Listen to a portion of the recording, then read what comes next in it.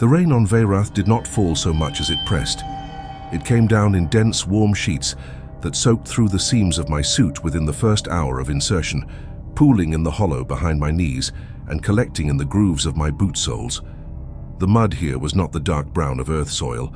It was pale, almost bone-white, and it sucked at every step with a low, wet, smacking sound, like something hungry and toothless trying to eat the ground beneath me. I had been walking for 3 hours through the contaminated lowlands when the tree line broke, and I saw the first signs of the spreading corruption. They called it the weave on the briefing documents. Lowercase, clinical, stripped of the terror it deserved. The weave was what happened when Veyrath's native biosphere began its terminal phase, when the mycorrhizal network that connected every living thing on the planet stopped being a communication system and started being a consumption engine. The trees in front of me were not dead. That was the first thing you had to understand, the thing that made your stomach clench and your instincts scream at a frequency below thought. They were not dead. They were still growing, but they had been repurposed. Their bark was thick with a pale, fibrous lattice, like dried sinew stretched between branches, and the lattice pulsed. Slowly, almost imperceptibly, but the motion was there if you watched long enough. A rhythmic contraction and release, the whole forest breathing with a single lung. My designation for this mission was Arbiter 7. My employer was the Reconciliation Bureau, which was not a government body in any way I had ever been able to verify, but which paid in untraceable currency and gave orders that brooked no discussion. The order for Veyrath had been delivered 6 days ago through the standard channel. A compressed data packet folded into a maintenance alert for my ship's atmospheric processors. I had unfolded it in the dark of my bunk with the lights off and the door sealed. The order was 3 sentences long. Veyrath Class 4 contamination confirmed. Apex spread imminent.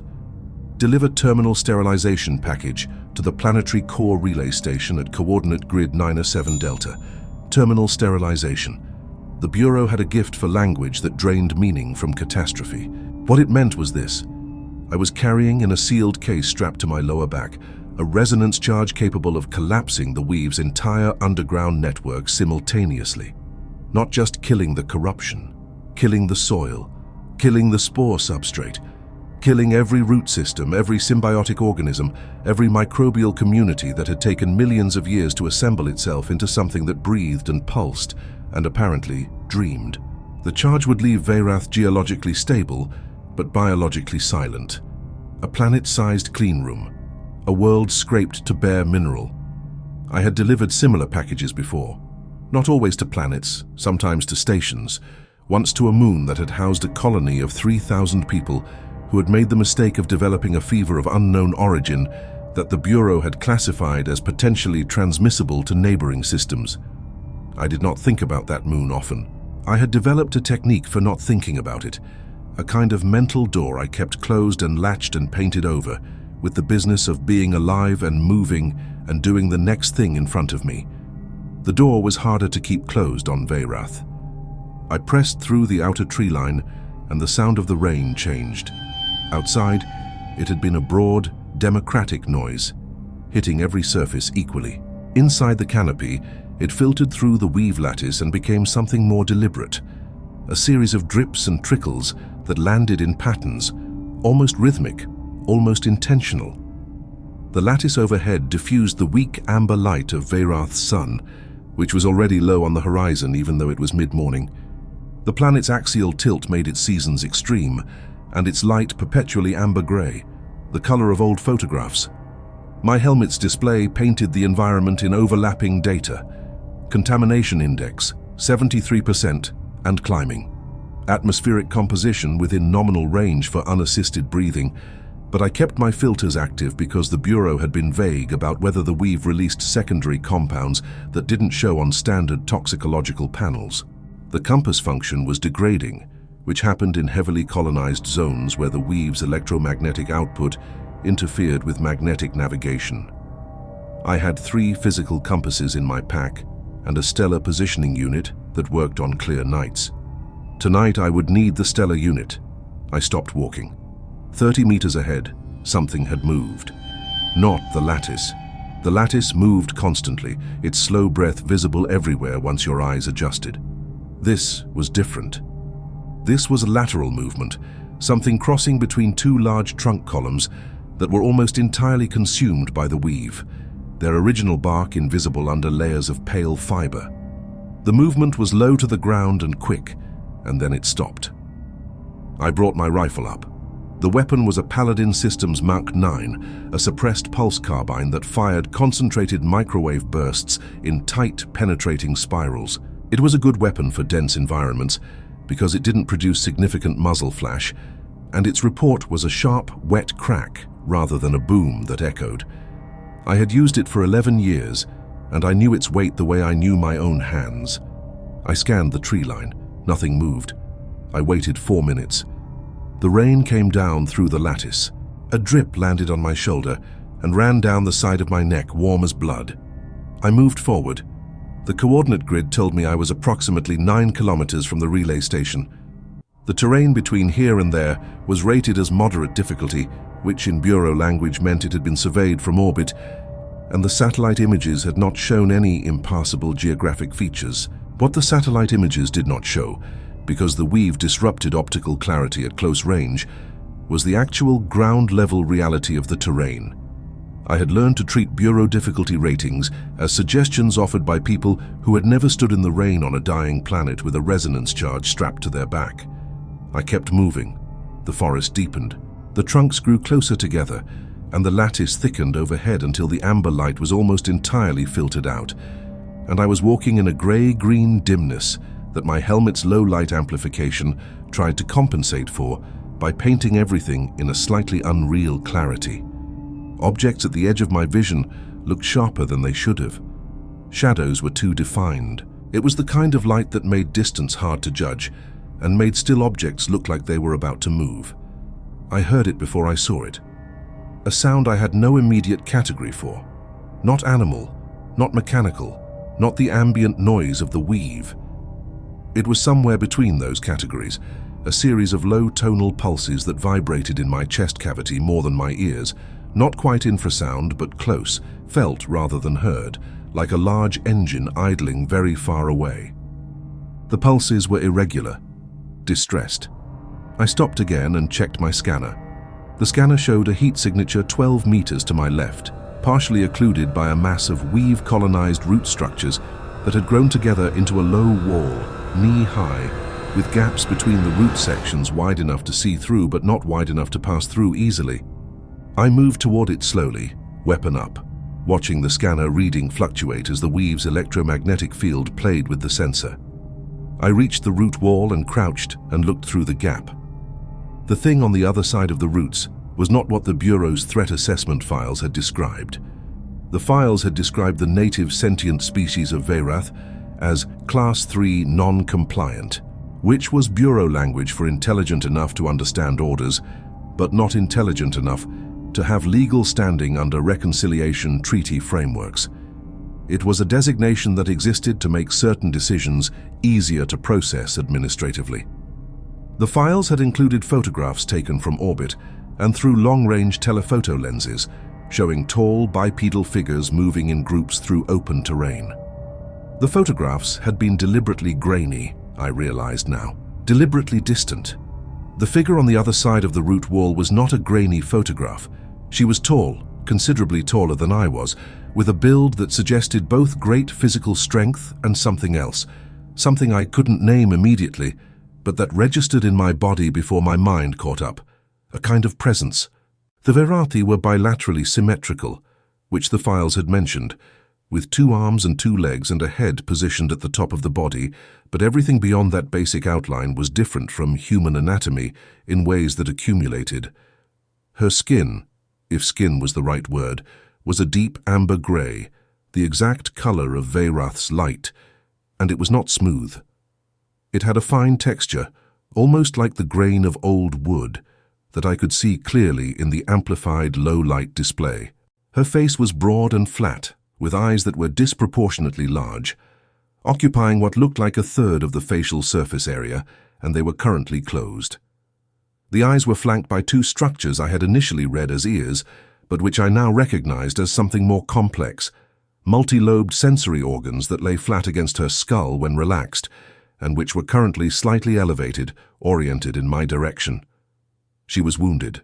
The wound was in her left side, below what I estimated was her ribcage equivalent, and it was not a wound from any weapon I recognized. It was the weave.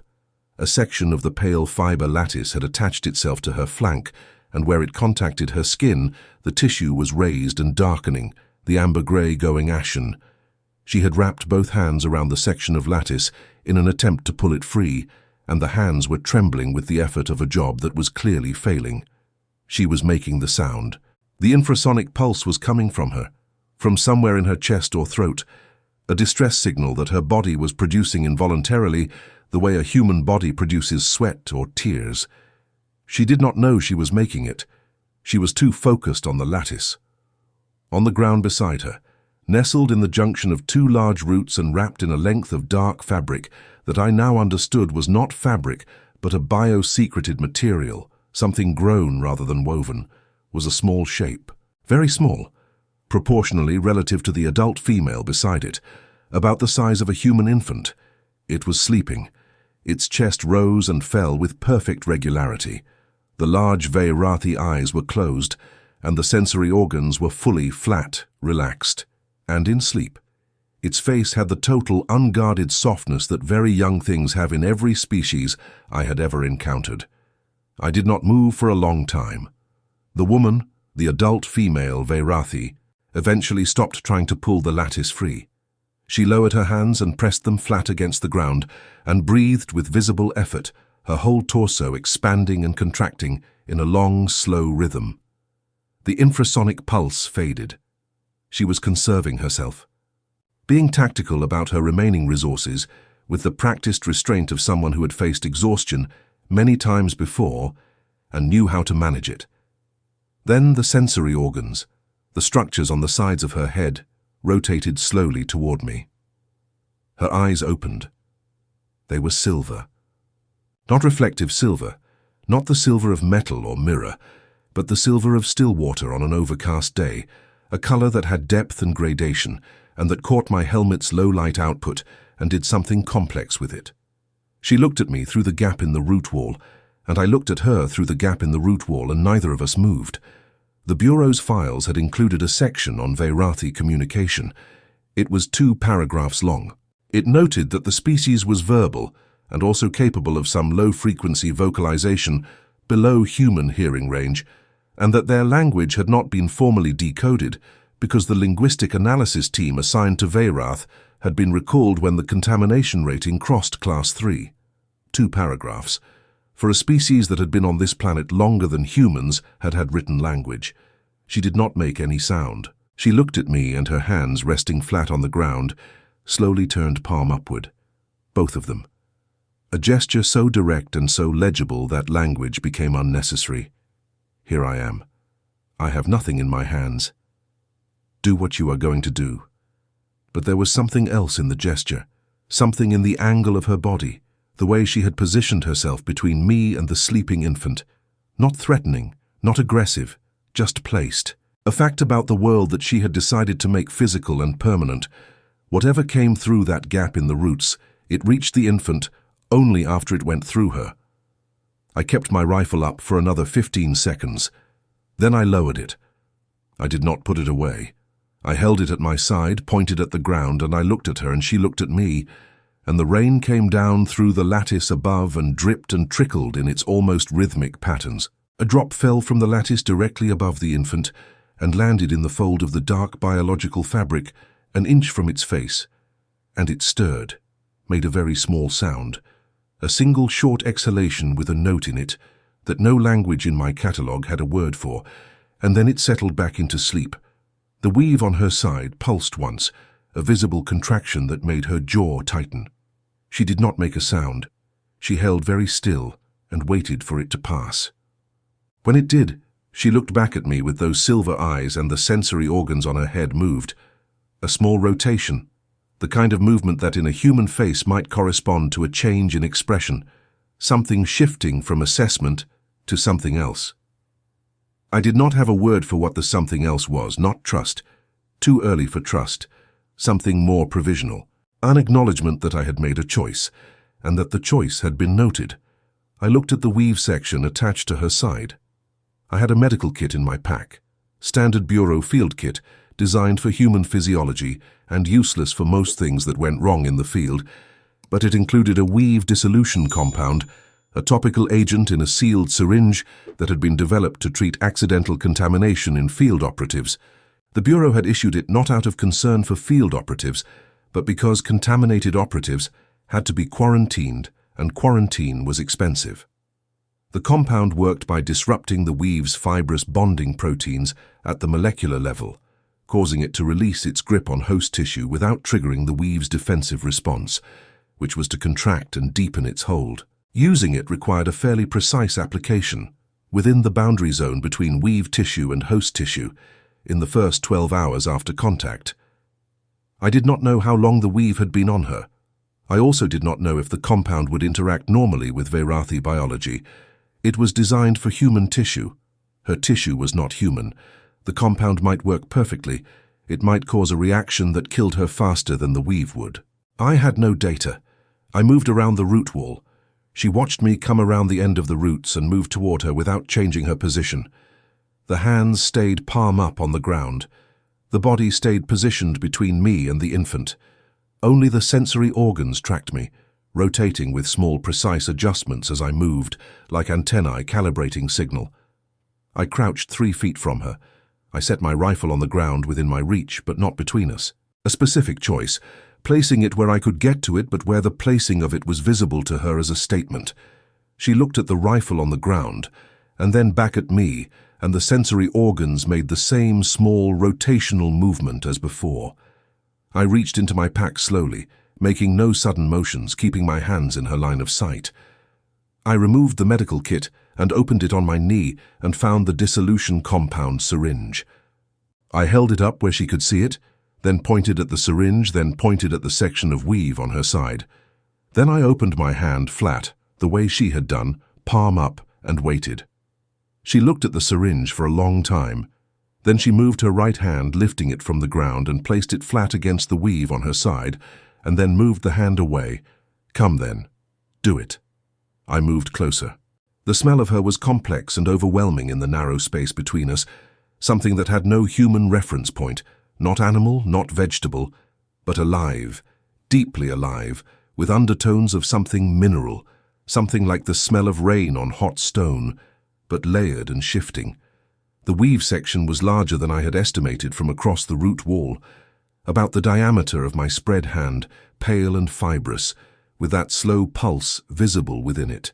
At its edges, where it met her skin, the tissue was significantly darkened and raised, the texture of her skin breaking down into something finer, something being consumed. I uncapped the syringe. The application required contact with the boundary tissue. I was going to have to touch her. I looked at her face before I did it, and she was watching my hands with those silver eyes, and her jaw was set with a controlled rigidity that told me precisely how much pain she was managing right now, and that she intended to continue managing it, without my having to witness it more than she could help. I pressed my fingers gently to the edge of the weave section and felt it react. A small hardening, a tightening of the fiber as it sensed pressure, and she made no sound, but every muscle in her torso went rigid for a single second, and then she released it deliberately, a conscious act of control. I applied the compound to the boundary zone, moving around the edge of the weave section in a slow arc, keeping the pressure even and the application precise. For 40 seconds, nothing happened. Then the weave section began to pale further at its edges, the pale fiber going from off-white to translucent, and I could feel the structure loosening under my fingers, the contractile quality releasing, the fiber relaxing like a fist unclenching. The section began to separate from her skin, starting at the edges and moving inward, a slow peeling, and the skin beneath it was raw, the grain disrupted, crossed with shallow grooves where the weave's feeding structures had been. She looked down at it, and something moved through her expression, something I read as relief, but which was probably more complicated than any single human word could contain. I used a piece of sterile dressing from the kit to lift the released weave section away from her body and set it on the ground at a distance. It continued its slow pulsing for a while, detached and then gradually stilled. She looked at the dressing on the ground. Then she looked at me. The silver eyes held something in them now that had not been there before. Still not trust, not exactly, but something adjacent to it, something that had weight and specificity.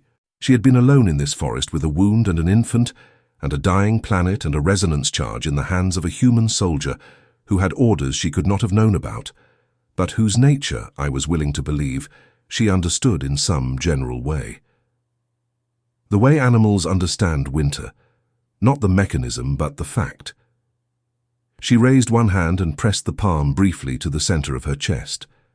Then she extended it toward me. I pressed my own palm briefly to my chest. Then I extended it toward her.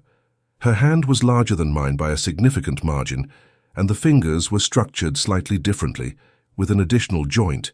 But when she pressed her palm to mine, the warmth of it was immediate and specific, the same temperature as the rain, which was the same temperature as the ambient air, which I now realized meant her body temperature ran close to the environmental temperature, a thermal adaptation to a planet where the distinction between inside and outside was, in the Weave's conception of things, largely irrelevant.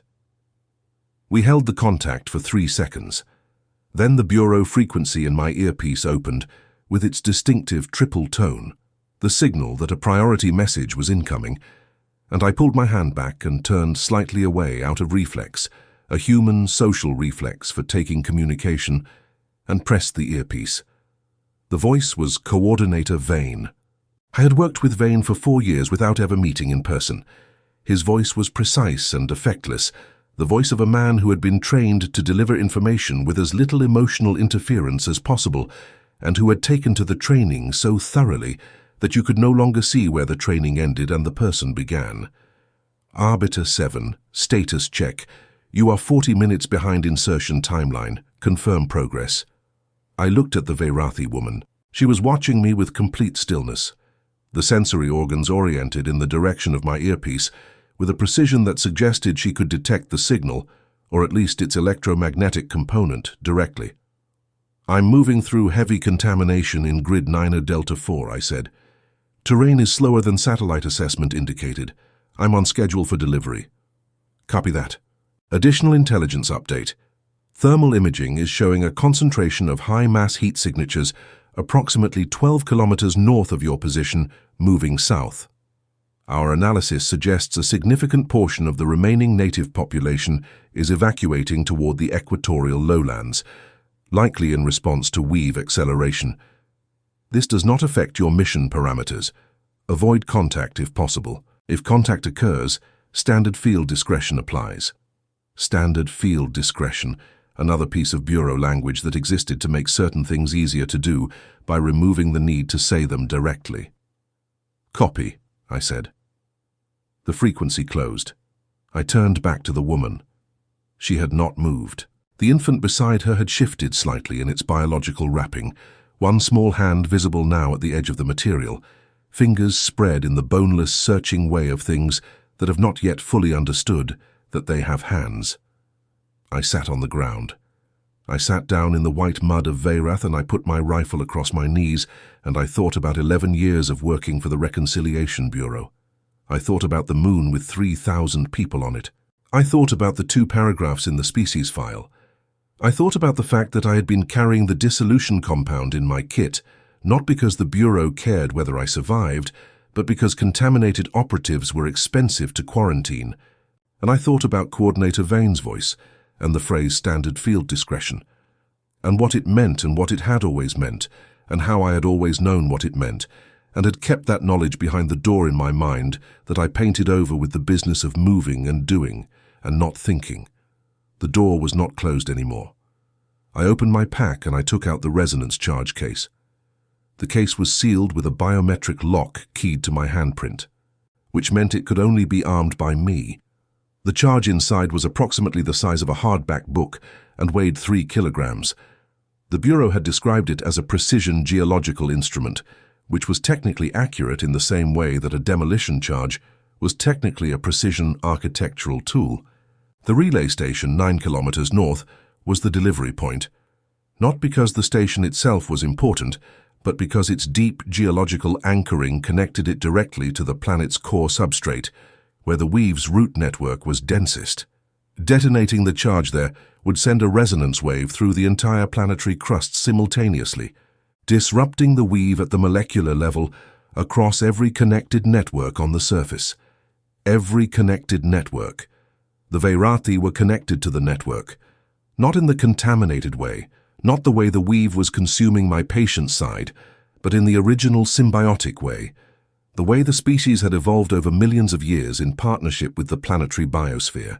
Their nervous systems had structural components that interfaced directly with the weave's chemical communication channels. To destroy the weave at the molecular level was to take those structural components and render them non-functional simultaneously in every living Veyrathi individual within range of the resonance wave, which was every living Veyrathi individual on the planet. The Bureau had known this. The Bureau had absolutely known this. The 2 paragraphs in the species file and the deliberately grainy photographs were not failures of information gathering. They were a choice about what information to make available to the field operative who had to physically carry the charge and physically arm it and physically deliver it. I put the case on the ground in front of me, and I looked at it for a while. The woman watched me look at it. The sensory organs were oriented toward the case, and I had the distinct and unsettling impression that she knew what it was. Not the specifics, but the category. Something that ends things. She had the stillness of a person who has been living in the proximity of that category for long enough that its presence is no longer surprising. I picked up the case, and I placed it in the hollow beneath the large root structure behind me, in a space between 2 roots that was deep and dark, and where it would not be found by casual inspection, and I covered it with a layer of the white mud until it was invisible. The woman watched me do this. When I turned back to her, she was looking at my face with an expression that I could not fully decode, but that contained unmistakably a question. The question was not why, or maybe it was, but it was a why that did not expect an answer, a why that was more like a statement about the fact that the universe occasionally does something that cannot be immediately explained, and that this inexplicable thing had happened to her today. She held her hand against the raw skin on her side, not pressing hard, just resting it there, and she breathed slowly and she looked at me. I pulled out my scanner and brought up the terrain map. There was a natural cave system approximately 3 kilometers northeast, formed by an ancient volcanic collapse and deep enough to block the Bureau's standard thermal scanning at surface elevation. I had noted it earlier as a possible shelter option if the weather became extreme. I oriented the map toward her and pointed at the cave marker and then pointed northeast. She looked at the map for a long moment. The sensory organs moved with a series of small, rapid adjustments, processing something. Then she looked northeast through the trees with the focused distance of a person reading something written in a language they know. She nodded. The movement was identical to a human nod. I stared at it for a second. Then I understood that either the gesture was genuinely convergent, the same physical structure, producing the same signal in 2 entirely unrelated evolutionary lineages, or she had observed humans enough to adopt their affirmative gesture. Either possibility was remarkable in a way I did not have the time to think about properly. She gathered the infant carefully, supporting the small, wrapped form against her chest with both arms in a hold that was unmistakably practiced. Unmistakably the specific hold of a parent who had done this exact thing many times, and she stood. She was nearly 2.5 meters tall when upright, and the raw wound on her side pulled as she rose. I could see it in her jaw, but she was standing, and she was moving, and she turned and looked back at me to see if I was coming. I slung my rifle, picked up my pack, and followed her into the forest. We moved northeast for 2 hours. She moved with a knowledge of the terrain that made my scanner redundant. She chose paths through the weave-colonized sections that avoided the densest fiber concentrations, paths that were not visible to me until I was already on them. Slightly raised sections of ground, old root lines, dry channels. She never went faster than I could match, but she never stopped to wait for me either. The infant slept against her chest through all of it. The infrasonic pulse returned twice in the 2 hours, shorter episodes than before, and each time she stopped walking for the duration of it and stood with her eyes closed and her free hand pressed flat against a weave-colonized trunk, and the lattice under her hand brightened slightly, the pale fiber going briefly luminous, and then the pulse faded, and she opened her eyes, and we moved on. I watched that contact closely.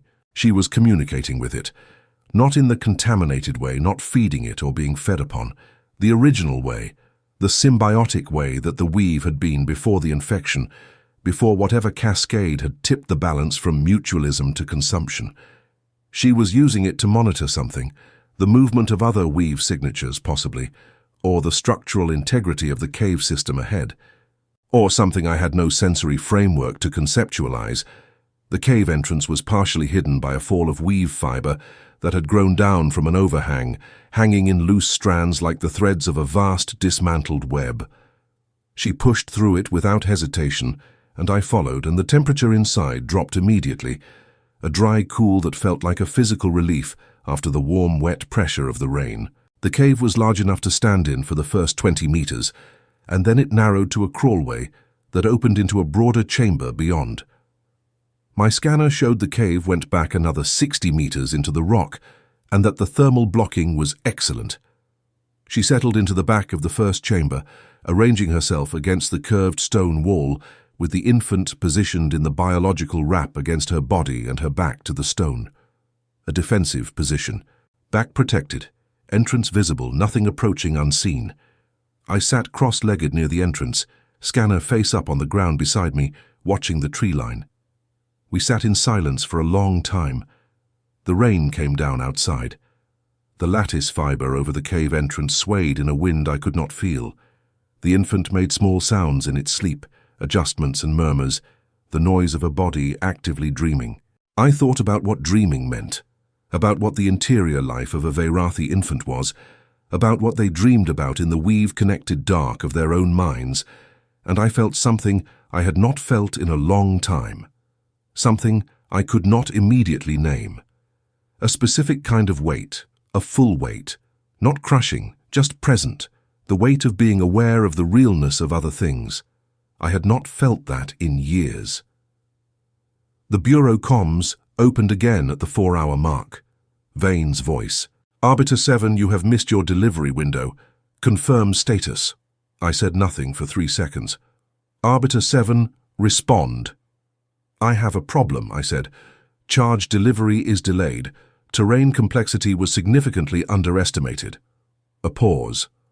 Vane's pauses were always exactly as long as they needed to be to suggest careful evaluation without being long enough to suggest uncertainty. Define delayed. 24 hours minimum. The Grid 9 approach is impassable through the primary route. I'm reassessing. Another precise pause. Acceptable. 24-hour window granted. But Arbiter 7, our thermal imaging is showing a stationary heat signature at your current grid position. Something large, confirm what you're looking at. I looked at the woman in the back of the cave. She was looking at me. The silver eyes in the cave's dimness had adjusted to full dilation, wide and still, and they caught the minimal light from outside and did something luminous with it. Thermal ghost from the weave, I said. High-density concentration is distorting the readings, I'm clear. A pause longer than the others. Copy that. 24 hours. The frequency closed. She had heard the call. The sensory organs had been oriented toward my earpiece through all of it, with that calibrated precision. She could not have understood the language, but she had the tone, the frequency, the electromagnetic signature of what it was. She understood that I had lied to it. She looked at me with those wide, luminous eyes in the cave dark, and I thought about how entirely strange and specific this moment was, sitting in a volcanic cave on a dying planet, having lied to my employers on behalf of a woman whose language I did not speak, and I felt something that might have been terror and might have been something else entirely, something that had no clean category. I pulled out a ration bar from my pack, the compressed protein ones that tasted like cardboard, with the ghost of something that had once aspired to be peanut butter, and I ate it slowly in the cave dark, and outside the rain came down and down, and the lattice pulsed, and Veyrath breathed its slow, contaminated breath around us. She reached into the biological material, wrapped around the infant, and produced something. A small object, roughly spherical, that fit in her palm. She held it out toward me in the same deliberate palm-up way she had offered her hand earlier. I leaned forward and looked at it. It was a fruit, or something analogous to fruit produced by the Veyrath biosphere, about the size of a lychee, but with a surface that was the same amber-grey as her skin, and that had the same fine wood-grain texture. It smelled extraordinary. That mineral alive rain-on-stone quality, but concentrated, with something sweet underneath it, something that my body responded to before I had made any conscious decision. I took it. She watched me turn it over in my hands. Then she touched her own lips, and then pointed at the fruit. "You can eat that." I bit into it. The flavor was genuinely unlike anything in my catalogue. The sweetness was there, present, but it was not sugary in the human sense. It was more like the sweetness of cool water or clean air, a fundamental rightness rather than a specific taste profile.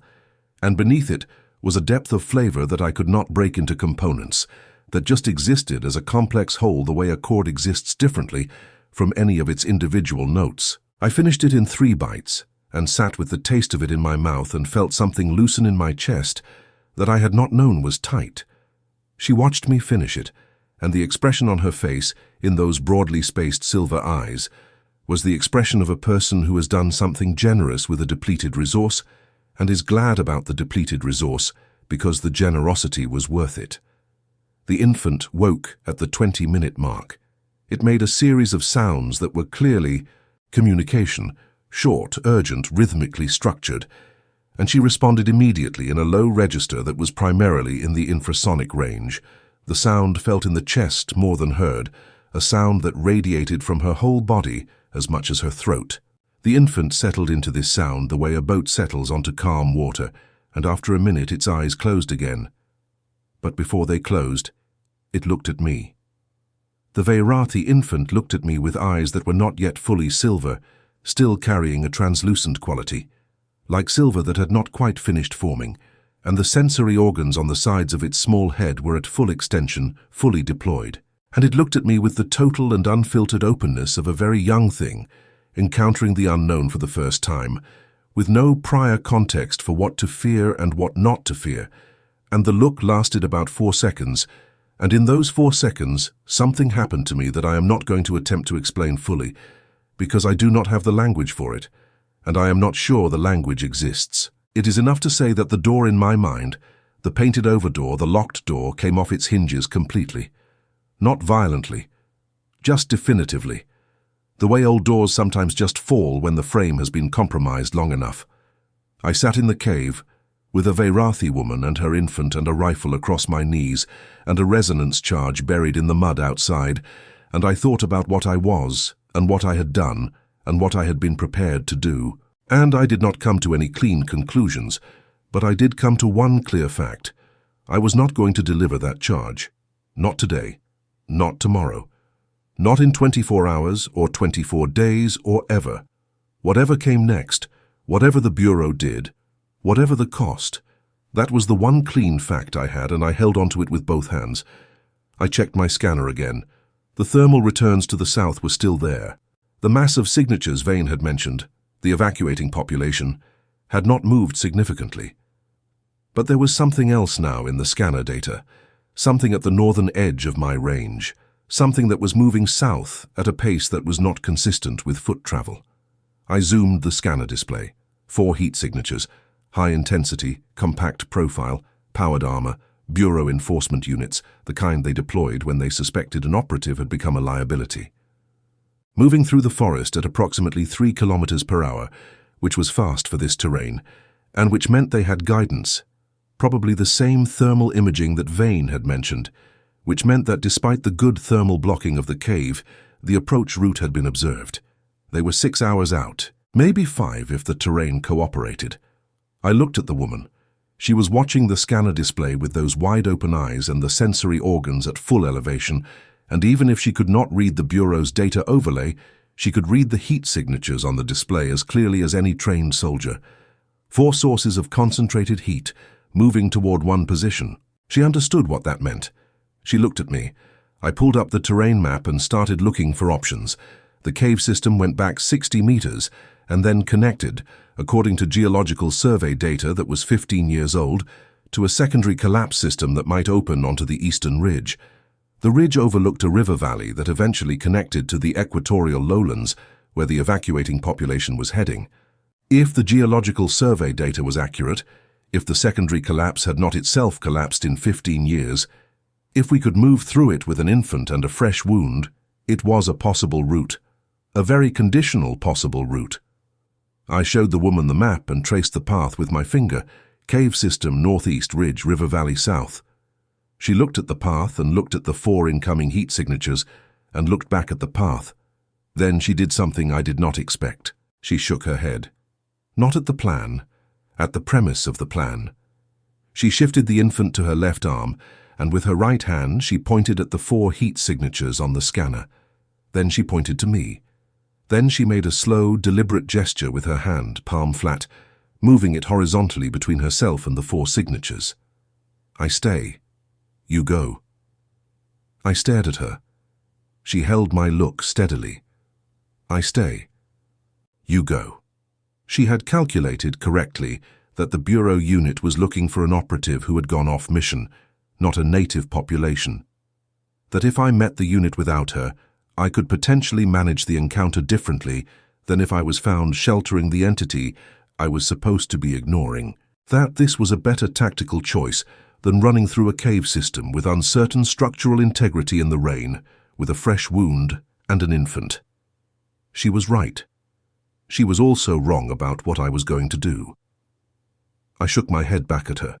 The sensory organs moved through several positions in rapid succession, not a single emotional state, but a sequence of them, processing, evaluating, arriving at something.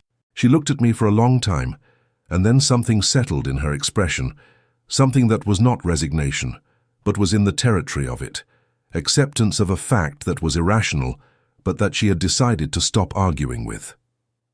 We moved. Through the cave system, through the narrow crawlway with the infant pressed against her chest, and me going first to test the stability of the passage with my weight, scraping through sections where the ceiling came down to within inches of my helmet, guided by the scanner's geological data that was 15 years old, but which proved accurate. The secondary collapse opened to the eastern ridge through a fracture in the rock that was barely wide enough to turn sideways through, and coming out of it into the cold rain and the ridge air was like being born. A specific relief that the whole body experienced simultaneously. The ridge was above the weave canopy, clean air, no lattice overhead. The amber-grey sky of Veyrath spread in all directions with its low clouds and its perpetual quality of a world taking its last slow breath, and for the first time since insertion, I could see more than 20 meters in any direction. Below the ridge, the river valley was visible, a dark line of denser vegetation threading through the pale, contaminated lowlands. Far to the south, almost at the limit of visibility, I could make out movement. The evacuating population, many individuals. The scanner put them at approximately 14 kilometers. To the north, the 4 heat signatures had reduced their distance significantly. 3.5 hours, maybe less. We went down the ridge. She was faster on open ground, her stride covering terrain with an efficiency that was mechanical in its economy, and I matched her pace at a sustained effort that was taxing but manageable. The infant woke during the descent and did not cry. It held onto the biological wrap with both hands and watched the world go by with those incomplete silver eyes, and twice it made the short rhythmic communication sounds, and twice she answered in the infrasonic register without breaking stride, and each time it settled. We were 2 kilometers from the river when my earpiece opened, not the Bureau frequency.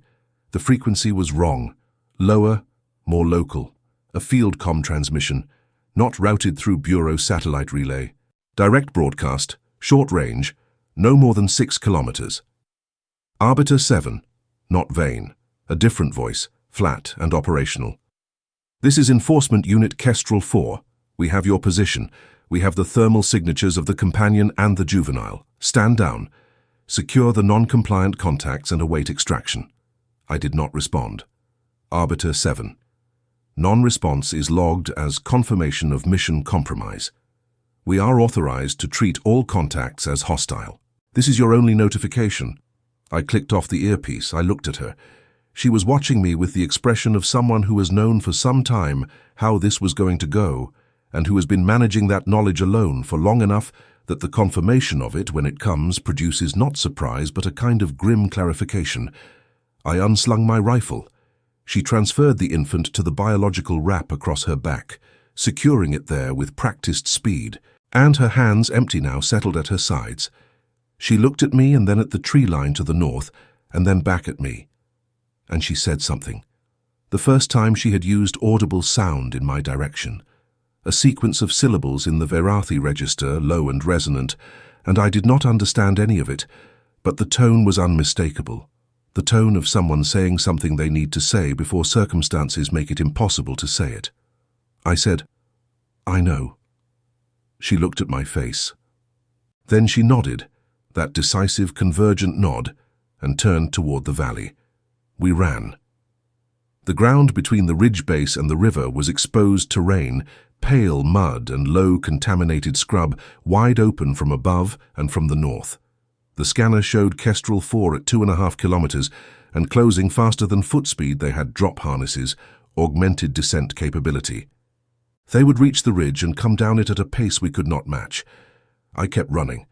Halfway to the river, the valley vegetation thickened, low-weave colonized shrubs that would provide some visual cover, if not thermal, and she crashed through them without slowing, the infant on her back moving with her without sound, and I was right behind her, and the mud was deep here, ankle-deep, the sucking white mud that slowed every step, and I could hear the distance between us and the approaching unit, closing in the percussion of imagination, the heavy thud of armored boots on the ridge, the hiss of drop harnesses deploying.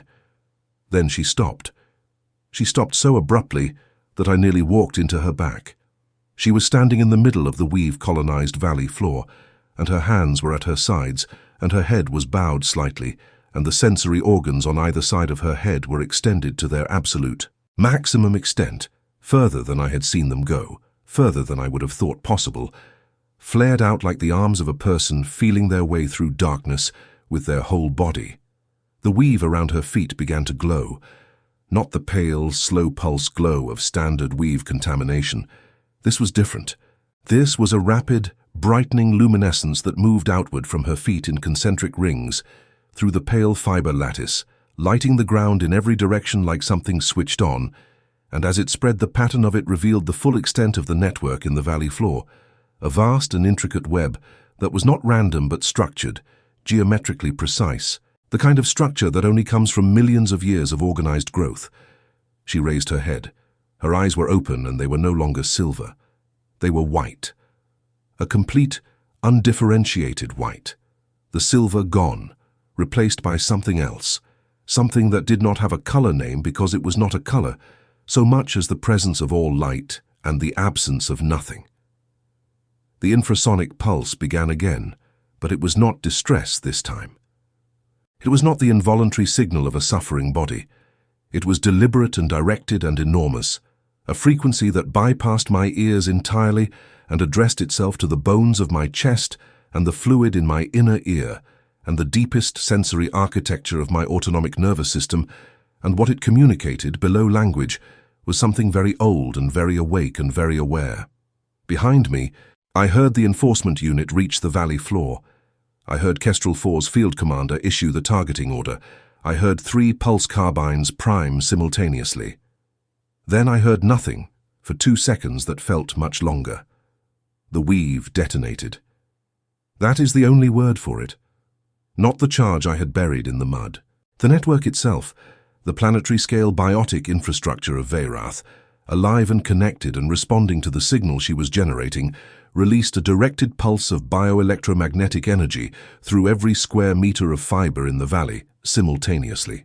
The pulse was visible as a blue-white wall of light that moved outward from her position in every direction, at approximately the speed of sound through organic tissue, which was fast, The enforcement unit was 800 meters behind me when the pulse reached them.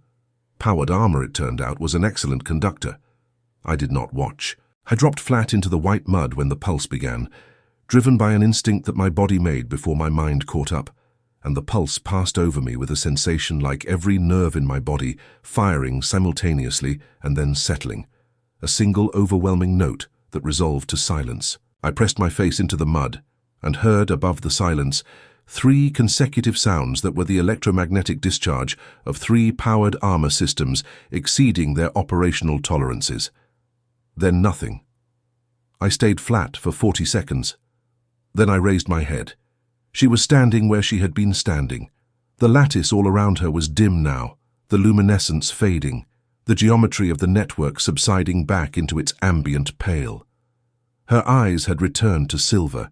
She was breathing with the same deliberate control she had used in the forest, managing her resources, and her hand was against her side again, the raw wound site, a reflexive, protective gesture.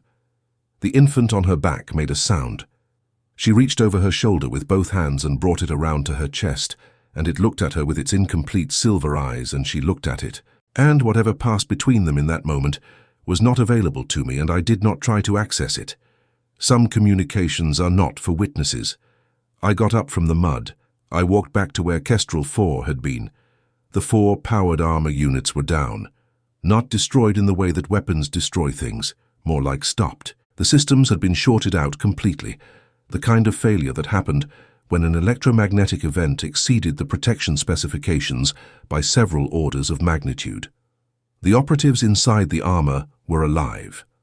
I could tell by the vital signs displays, still functional on manual backup, showing elevated but stable biological readings.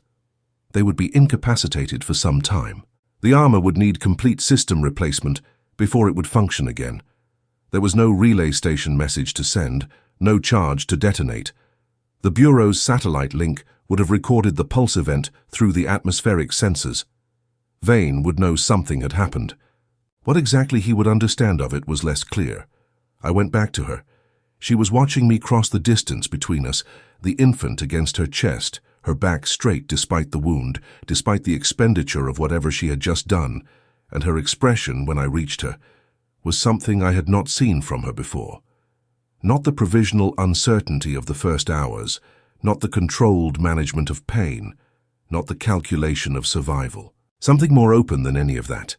Something that had the quality of a door that had been kept closed for a long time and had finally, at great cost, been opened. I looked at her. I looked at the infant. I looked south toward the 14 kilometers between us and the sound of the evacuating population. Now closer, the scanner showing the mass of signatures that represented the remainder of her species, moving through the dying beauty of their world with whatever they were carrying and whatever they had decided to bring. I thought about my ship in orbit, the Bureau comms that were certainly now generating a priority incident report, the career that had consisted of 11 years of closed doors and painted over facts and 2 paragraphs where whole peoples deserved volumes. The moon. I thought about the taste of a fruit I had no name for. I unclipped my Bureau identification tag from my collar. I turned it over in my hands once. Then I put it in the mud. She watched me do this. The sensory organs were at their moderate resting elevation, neither fully deployed nor fully retracted, the angle of them corresponding to a kind of attentive openness, a willingness to receive what was happening and respond to it as it actually was, rather than as expectation required it to be.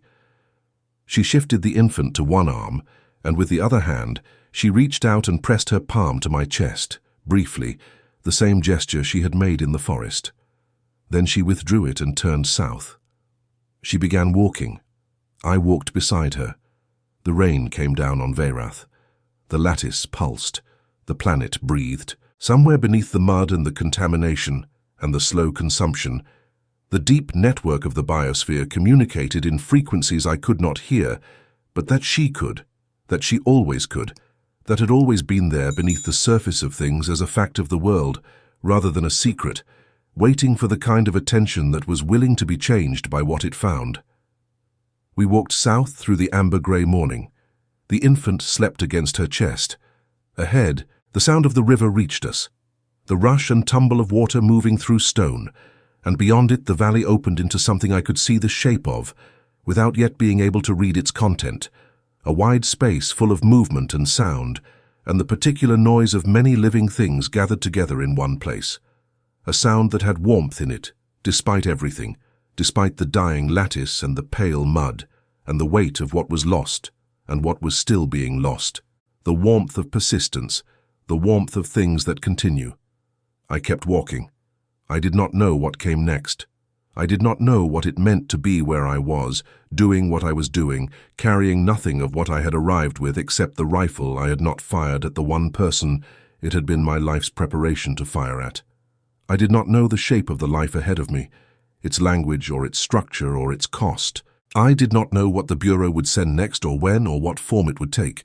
I knew one thing. I knew the weight of her hand when she had pressed it to my chest. I knew the look of her silver eyes in the cave dark, holding steady in the place where certainty ran out. I knew the taste of something I had no name for, offered with open hands in a moment when offering anything cost everything. The river was close now. I could smell it. The clean mineral cold of moving water, cutting through the wet warm smell of the contaminated forest, like a line drawn by something that had not yet given up. I walked beside her into whatever the world was going to be. The amber light came down. The planet breathed.